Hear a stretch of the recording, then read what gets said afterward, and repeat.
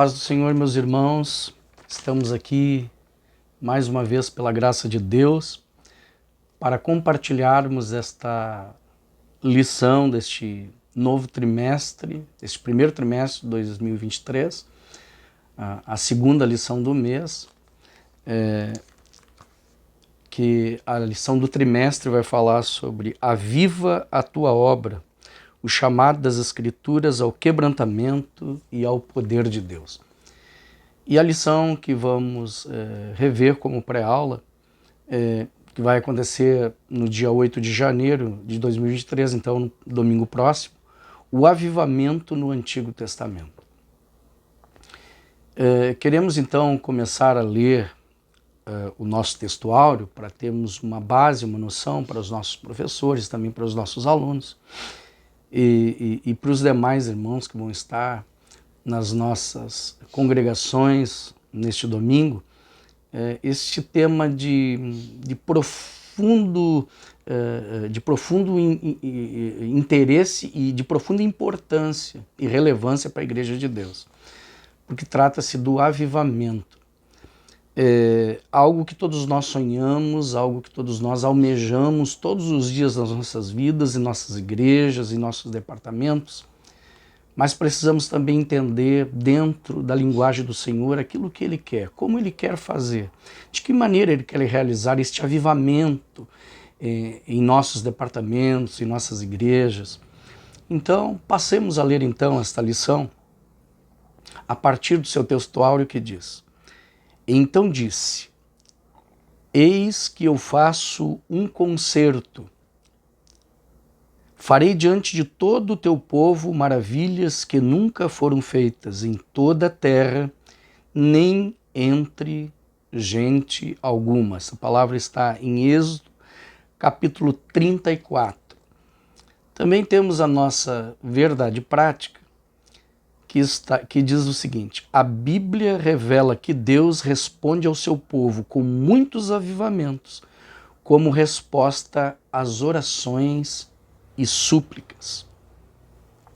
A nossa leitura em classe está no livro de 2 Crônicas, no capítulo 34, do versículo 29 ao 33, que diz o seguinte: Então o rei convocou e ajuntou todos os anciãos de Judá e Jerusalém, e o rei subiu à casa do Senhor com todos os homens de Judá e os habitantes de Jerusalém, e os sacerdotes e os levitas e todo o povo, desde o maior até o menor. E ele leu aos ouvidos deles todas as palavras do livro do concerto, que se tinha achado na casa do Senhor.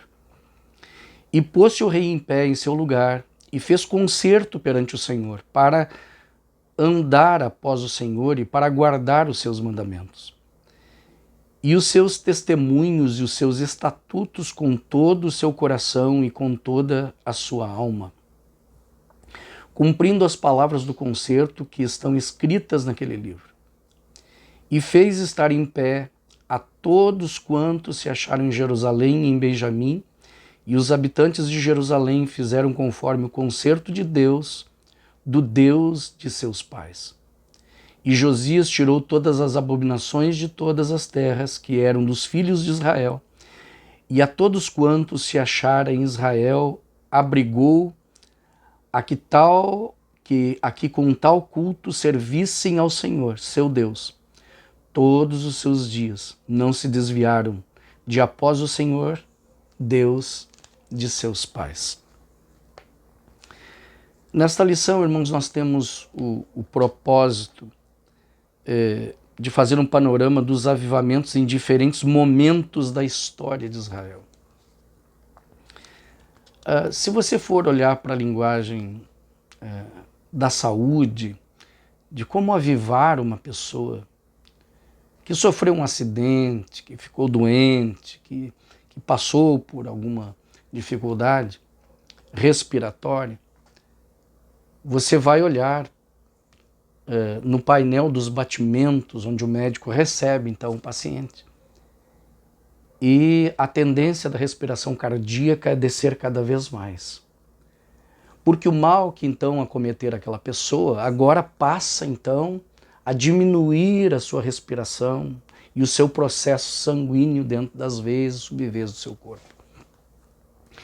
Então o médico começa, através dos técnicos de enfermagem, dos seus enfermeiros e até ele mesmo, ele começa a forçar sobre o peito, sobre o tórax, ele começa a forçar com movimentos de cima para baixo, para flexionar a articulação deste sangue nas veias sobre o coração, para que então ele, subindo até o cérebro, ele possa promover a vida daquele paciente que está no limiar da vida. Então, dentro de um contexto da palavra avivamento, nós podemos entender, dentro de uma linguagem de saúde, até mesmo dentro de algumas etimologias, dentro do conceito desta palavra avivamento, que avivar é despertar aquele que está morrendo. É chamar, é ajudar, é socorrer da morte aquele que está quase morrendo. No entanto, então, irmãos, nós precisamos entender que na nação de Israel, desde o tempo da escravidão do Egito, enquanto o povo estava lá, depois da morte de José, e Faraó fez vistas grossas, porque o povo estava ali produzindo e crescendo, e eles passaram a ser então escravizados, porque Faraó dizia consigo antes que eles dominem sobre nós, dominemos nós então sobre eles. Mas entenda, irmãos, este era um propósito que Deus tinha com aquele povo, porém, Deus em momento algum se esqueceu das promessas que ele havia feito a Abraão, a Isaac e a Jacó. Mas era um período em que o povo estava passando por um descuido da leitura da palavra de Deus. Estavam se esquecendo da Torá, estavam se esquecendo da leitura diária, do concerto, das promessas de Deus sobre Abraão. E quando um povo se esquece dos benefícios do seu Deus, Deus então vem e toma um homem ou uma mulher e o toma para que eles possam então tomar posição, e a partir desta posição, deste posicionamento, primeiro, de arrependimento, de reconhecimento do seu pecado, e a partir desse entendimento deste pecado que ocorre antes de um período de oração e de busca constante. Aí você vai olhar que o povo estava sofrendo, que o povo estava passando por tribulações, que o povo estava escravizado. E a Bíblia diz que o clamor do povo subiu diante de Deus. E Deus então fala com Moisés. E através daquela sarça, Deus se apresenta para ele. E determina para ele entrar dentro do território do Egito. E voltar para lá e falar a Faraó para trazer liberdade àquele povo, o povo que estava escravizado. Isto é, quando Deus, através da chama ardente daquela sarça, começa a trazer a revelação para Moisés, ele está dizendo: vai e leva o avivamento para o meu povo. Lembra do meu povo, da minha palavra, das promessas que eu fiz, daquilo que eu disse, daquilo que eu vou cumprir na vida deles. Então o povo, através da chegada de Moisés, começa a se avivar, começa a se lembrar do plano, do propósito de Deus, então começa a seguir em direção à terra prometida. Depois de todas as pragas dos primogênitos dos egípcios, onde o povo começa então a reconhecer através da ação de Deus que é preciso tomar uma posição para seguir para a terra prometida, eles começam a ficar alegres dos seus corações, porque um avivamento começa a brotar. Porque aquele sonho, aquele projeto que parecia estar morto, parecia estar desaparecendo, ele agora passa a reviver através da vida de Moisés, de Arão. Então eles começam a ir em direção a esta terra que manava leite e mel. Nós vamos, sugeridos pelo nosso comentarista da escola, evidentemente, estudar sobre 3 temas. Primeiro, o panorama dos avivamentos no Antigo Testamento, um deles nós já temos falado, que é esse através de Moisés. No segundo tópico, nós vamos estar falando sobre a confissão de pecados e retorno à palavra de Deus. E no terceiro, o avivamento e a palavra de Deus. Então, meus queridos, nós vamos ver que o povo segue em direção à terra prometida, avivados pela presença de Deus, pelos milagres de Deus, observando o sobrenatural de Deus. Passaram por deserto por 40 anos. E nesses 40 anos não lhes faltou água, não lhes faltou pão, não lhes faltou carne, porque Deus todos os dias trazia sobre a vida deles a subsistência. Porque o avivamento daquilo que nós entendemos no hoje, irmãos, não é somente aquela correria, aquelas gritarias, aquele desacerbado movimento corporal que às vezes implica em dizer algumas coisas para quem está vendo, mas o Deus que nós conhecemos, Ele fala ao nosso coração, Ele aviva a nossa alma, Ele nos coloca de pé, Ele nos propõe uma caminhada segura, pautada pela sua palavra esta que todas as vezes em que acontecia um avivamento na nação de Israel, vejamos também sob o ponto de vista de Neemias, né? Neemias orou 4 meses antes de ir para Jerusalém para tomar uma posição e esperando Deus responder para depois então viajar para lá e levar todo o material para reconstruir os muros. Não se importando com o que as pessoas diziam, com o que os opostos, as oposições diziam, mas ele simplesmente orou e entendeu que o Deus que lhe chamou tinha um propósito na vida dele, de mudar a história, de mudar o contexto daquele povo que já havia passado por 70 anos de longa escravidão, mas que Deus agora os está trazendo de volta. Então, quando você olha o Salmo 126, você vê que o salmista, em forma de canção, está dizendo: quando voltaram aqueles que estavam cativos, voltávamos como os que sonham. E nos seus lábios havia um novo cântico de alegria, e as pessoas que olhavam para eles diziam: grandes coisas fez o Senhor por eles, por isso eles estão alegres. Porque havia agora não mais um período de escravidão, mas um reconhecimento de alguém como Neemias que intercede pelo povo, que ora, como Ezequiel, como Daniel no cativeiro, que intercederam pelo povo, pediram perdão pelos seus pecados, reconheceram o pecado de seus pais e o pecado do povo. E começaram a orar pela sua nação, começaram a orar pelos seus co-irmãos, começaram a orar pelas pessoas que os estavam abençoando, e nisso brota um avivamento. Então, com isso, as canções de Israel, elas voltam a ser cantadas de novo. É isso que relatamos no Salmo 126, quando a gente vê que, em contraponto ao Salmo 137, quando eles estão indo cativos, eles dizem: junto aos rios da Babilônia nós nos assentávamos e chorávamos, lembrando-nos de Sião. Não pode se prever um avivamento quando alguém está triste, alguém está numa situação obscura, até porque eles diziam, porque aqueles que nos levavam cativos pediam que nós cantássemos para eles um dos cânticos de Sião. Mas como haveríamos de cantar para eles um cântico de Sião se nós estávamos numa terra estranha? Mas ao longo de 70 anos, Deus foi falando através do profeta Ezequiel, como vimos na lição passada, através de Daniel, através dos 3 homens da fornalha de fogo ardente, através de Jeremias, que estava em Jerusalém, intercedendo, profetizando sobre o povo, intercedendo pela nação. Então Deus começa a brotar um avivamento profundo, autêntico, natural. E embora esse avivamento não seja muito pronunciado, subentendido muitas vezes por alguns, mas ele aconteceu no Antigo Testamento.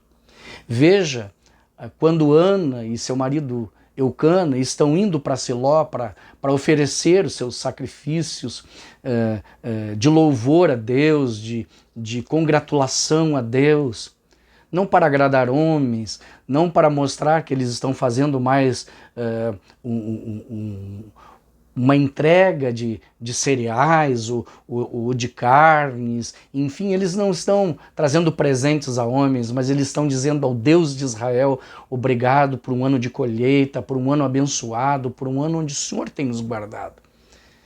E quando ela chega em Siló, e ela vê na amargura do seu coração, que o seu coração está triste porque ela não podia ter filhos, então ela faz uma oração ao Senhor, não obstante aquela casa, aquele momento sacerdotal entre o sacerdote Eli e os seus filhos Ofni e Finéias, em decadência espiritual, em declínio, longe, distante da palavra do Senhor, mas ela se prostra diante de Deus e não só se prostra, pede um filho, mas ela disse, se este filho for um varão, eu o oferecerei ao Senhor como resposta, como agradecimento, como gratidão ao meu chamado. A atenção do Senhor. E nós começamos a olhar de um simples nascimento de um homem chamado Samuel, que Deus vai trazendo sobre Israel, mesmo num tempo onde os sacerdotes estão totalmente distantes da palavra de Deus. Que Deus, através de Samuel, começa a falar, e no início de Samuel, quando você lê, diz que as visões elas não eram tão frequentes naquela época. Ouvir a voz de Deus era algo um pouco distante por parte de alguns. Mas através do menino Samuel, assim como do rei Josias, que com 8 anos começa a reinar sobre Jerusalém, sobre Israel, e Deus começa então a trazer a visão deste novo avivamento. E ali, no tempo de Samuel, onde os filhos, Ofni e Finéias, morrem na batalha contra os filisteus, em recebendo a notícia, o sacerdote Eli cai, quebra o seu pescoço, a arca da aliança é roubada. Mas Deus, através de Samuel, traz um profundo avivamento àquela nação. E aquela nação começa a voltar os seus olhos para o Senhor. Aquela nação começa a se render ao Senhor. Então veja, irmãos, não adianta nós usarmos de força e nem por violência, como Deus mesmo disse a Zorobabel, que veio um pouco antes de Neemias e de Esdras. Deus diz a Zorobabel, não é por força, não é por violência, mas é pelo meu espírito. Todo avivamento precede um tempo de deserto, um tempo de luta, um tempo de escravidão, que parece que Deus nos abandonou, parece que Deus se distanciou, parece que Deus se afastou um pouco de nós. Mas esse deserto espiritual, ele traz consigo homens e mulheres cheias da graça de Deus para nos lembrar que há possibilidade de um avivamento. Então, depois disso, o profeta Samuel começa a explicar ao povo a palavra de Deus. Se você vai olhar para Neemias, Neemias começa a explicar e reensinar ao povo a voltarem-se para a palavra de Deus. E em voltando-se para a palavra de Deus, começa a haver um entendimento. E quando começa a haver um entendimento, começa a haver um quebrantamento. E quando há quebrantamento, há um descer do Espírito, há um dominar do Espírito, há um reviver do Espírito. Assim como o próprio Deus mostra ao profeta Ezequiel no cativeiro, lá no seu livro 37, da profecia dos vales de ossos secos, de toda a nação voltando para ter um recomeço, se juntando à nação, porque Deus tinha um propósito com todo aquele povo, de restabelecer não somente a unidade do povo, mas restabelecer o princípio da sua palavra. Se você vai olhar, meu irmão, para a vida de Abacuque, estamos falando sobre alguns sinais de avivamento do Antigo Testamento. Abacuque não entendia como uma nação, como os caldeus podiam então entrar dentro da nação de Israel, onde ele julgava que a nação de Israel era uma nação procedente, inteligente, sábia, que não, conhecendo os preceitos de Deus, não podia ser escravizado por povo algum. Mas quando você vai para o capítulo 3 do profeta Abacuque, você vai ver que ele diz: ouvi a tua palavra e temi. Irmão, não pode haver avivamento, professor, alunos, irmãos queridos, não pode haver um avivamento se nós não escutemos a palavra, porque a fé vem pelo ouvir, e ouvir da palavra de Deus. Então você vai ouvir que Abacuque diz: ouvi a tua palavra e temi. Aviva, ó Senhor, a tua obra no meio dos anos, e no meio dos anos a notifica, e na ira lembra-te da misericórdia. Todos nós temos alguns percalços, todos nós passamos por momentos de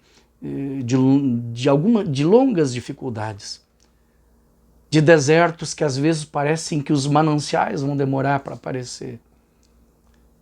Mas quando Deus nos coloca lá, não é para nós morrermos de fome nem de sede. Desertos espirituais são lugares onde Deus nos coloca para nos ensinar que é Ele quem nos dá água, assim como Ele revelou água para Agar e para Ismael no deserto, quando eles achavam e quando ela mesma achava que seu filho ia morrer. E Deus então faz brotar no meio daquele deserto um manancial de águas para que ela e seu filho bebessem. É isso que Deus quer fazer na sua vida, meu irmão. É isso que Deus quer fazer nas nossas vidas neste tempo de sequidão e mornidão espiritual. Deus quer nos revelar mananciais que os seus olhos humanos não podem enxergar. Deus quer te levar por caminhos difíceis, não simplesmente porque Ele é um Deus mau, não. Ele quer te mostrar no meio deste deserto a sua misericórdia, a sua fidelidade, o seu amor, a sua bondade. Porque nós somos herdeiros dos céus. Nós estamos nesta terra de passagem. E nós precisamos sermos forjados no nosso caráter, para verdadeiramente termos uma vida de avivamento com Deus, onde, quando nós estivermos com Ele, tanto nas bodas do Cordeiro, tanto como no milênio, tantos como na eternidade, esse avivamento jamais cessará. Quando Deus está falando com Abacuque na sua palavra de avivamento, Ele está dizendo que ele não precisava, até porque o Espírito Santo não havia descido. Nós vamos ver o Espírito Santo se revelando no cenáculo. Depois de alguns anos em que Jesus começa o seu ministério, em que ele é assunto aos céus e que ele manda os discípulos estarem ali esperando no templo, até que do alto eles sejam revestidos de poder.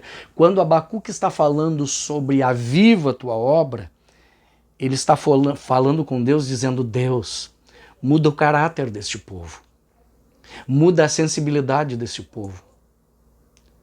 Ensina esse povo a não ser mentiroso, a não ser enganador, a não trair a tua confiança, a não andar cegos, caindo em poços, em buracos, perdidos, desconhecendo a tua palavra. Quando Abacuque está falando sobre avivamento, ele está falando sobre um linguajar pautado na ética, na sublimidade, na interação com a palavra de Deus, que é o que nos liberta, que nos leva para as fontes das águas, que nos leva para o manancial no meio do deserto. Para que haja um avivamento, é preciso que nós nos voltemos à palavra, porque quando nós nos voltemos à palavra, então há, pela leitura da palavra, pelo ouvir da palavra de Deus, um arrependimento. E esse arrependimento, depois da leitura da palavra e da praticidade, da prática diária desta palavra, é que vem este avivamento. Eu quero este avivamento. Nós, como igreja, precisamos desse avivamento. A sociedade precisa desse avivamento. O país que nós vivemos, o Brasil, precisa desse avivamento. Nossa EBD precisa do avivamento. Nossas igrejas, nossos departamentos precisam desse avivamento. Mas este avivamento, ele não virá, irmãos, se nós não estivermos pautados na palavra de Deus. Se nós não ensinarmos ao povo que eles precisam se voltar à prática das boas obras. Lembra da igreja, da primeira igreja lá, no início de Éfeso? Quando eles já haviam perdidos o primeiro amor, Deus está dizendo, voltem à prática.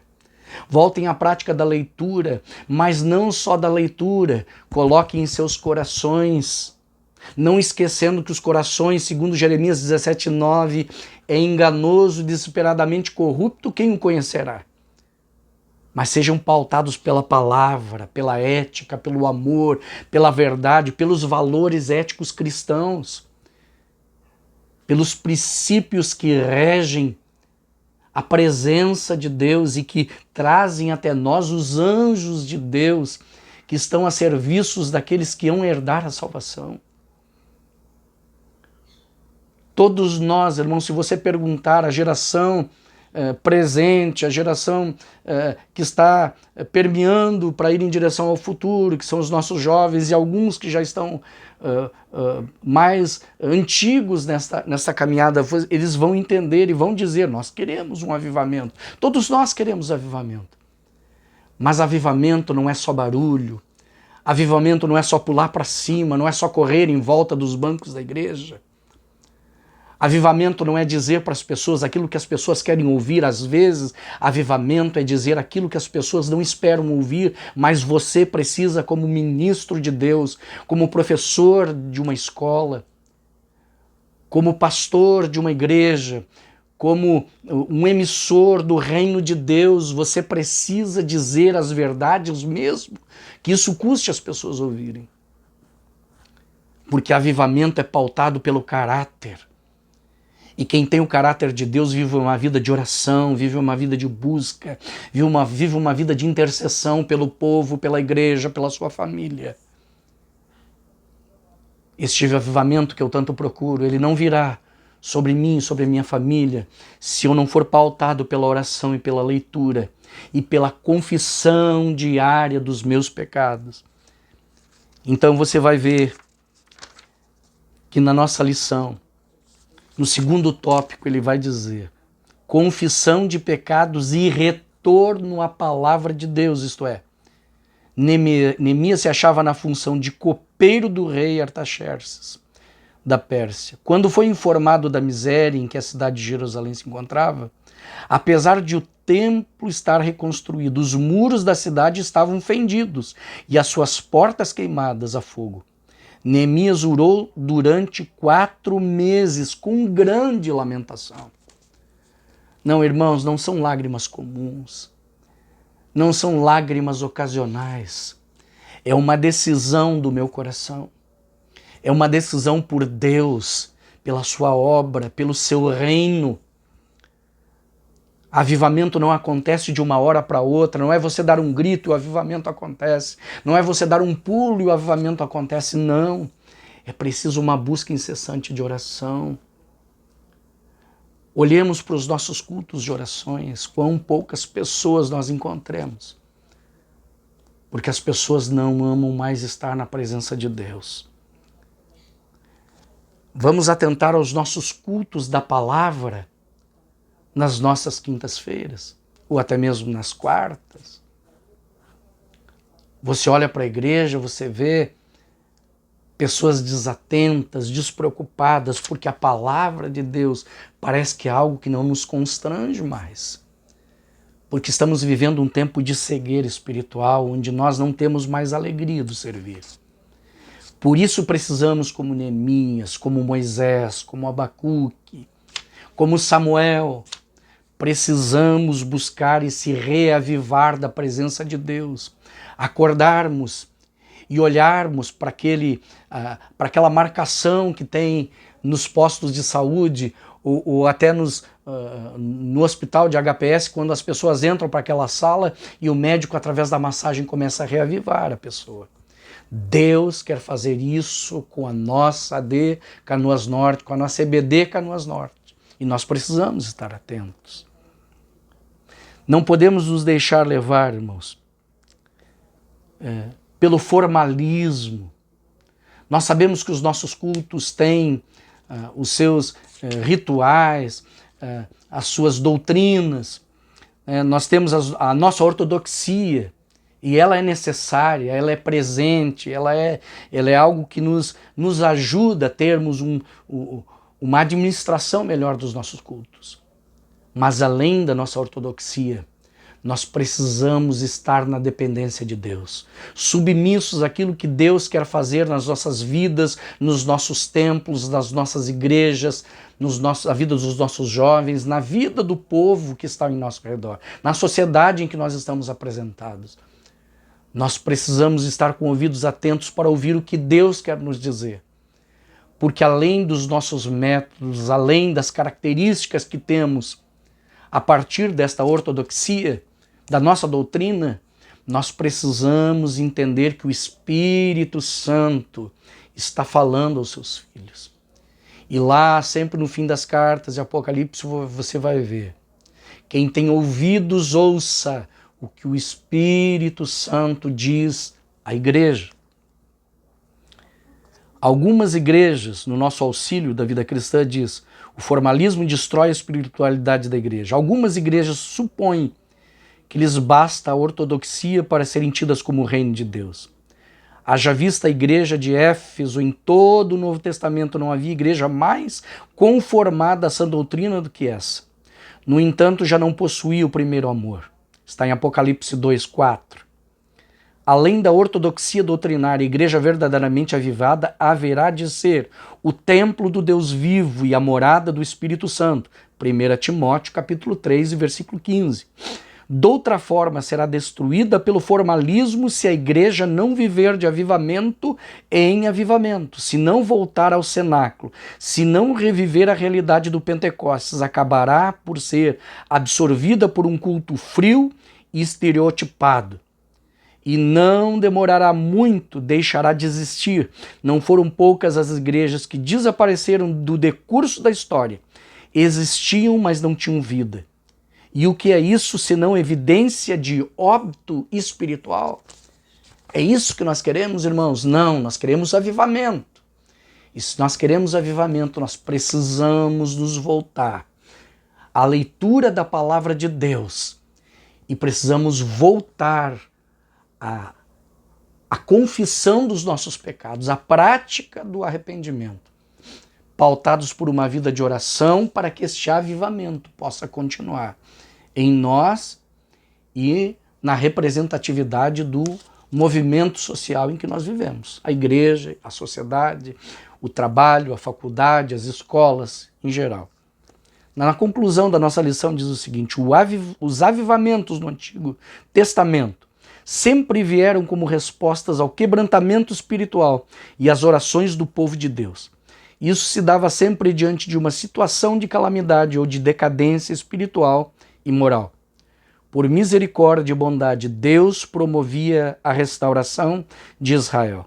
Que esses avivamentos veterotestamentários nos despertem para fazer a vontade de Deus nesses tempos de frieza e de mornidão espiritual atuais. Que Deus nos abençoe, queridos.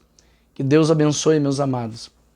E que este tempo de avivamento permeie o ano de 2023 sobre cada um de nós. Que haja batismo com o Espírito Santo, que haja curas, mas que também hajam pessoas convertidas ao Evangelho por não só ouvirem, lerem, mas por ouvirem através individualmente de cada um de nós a palavra do Senhor. Assim como o eunuco, entendes tu que lês? Como eu posso entender se não há quem me explique, não há quem pregue? Seja um instrumento de Deus. seja uma casa avivada onde o Espírito de Deus possa trazer sobre você primeiramente, para que posteriormente cada um de nós sejamos, dentro da nossa unidade de espírito, uma igreja avivada pelo Espírito do Senhor. Que Deus vos abençoe, em nome de Jesus. Até a próxima pré-aula e que Deus abençoe a todos. Amém.